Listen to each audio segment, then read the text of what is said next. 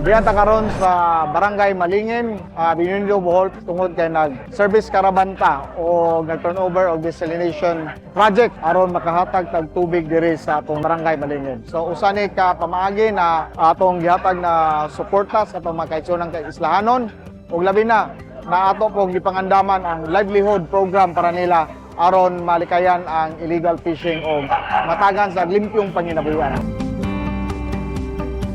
Ako si Kapitan Arne Nelias, Barangay Captain sa Barangay Malingin, Binundo, Bohol. Ako ang dako kay pasalamat sa probinsya sa Bohol, pinanguluhan ni Gobernador Ares Umintado sa iyang gihatag ng mga proyekto sa amo ang barangay. Kaya karong adlaw nag-turnover mi sa amo ang Barangay Desalination Project. Onya nagkaraban sa mi sa amo dunay mga medical check-up og dental nya naghatod po sila og mga relief goods gani sa among barangay. So again, ako dako kay pasalamat sa probinsya sa Bohol, pinanguluhan sa atong Gobernador Ares Umintado. Uban sa iyang hamili, 2nd District Congressman si Banban Umintado ug uban sa ato ang pinangga nga board member sa 2nd District si board member Iping Estabilia. Pinaagi kanila ako ipabot akong kinistig kasi nga pasalamat sa ilang daghang tabang sa among barangay.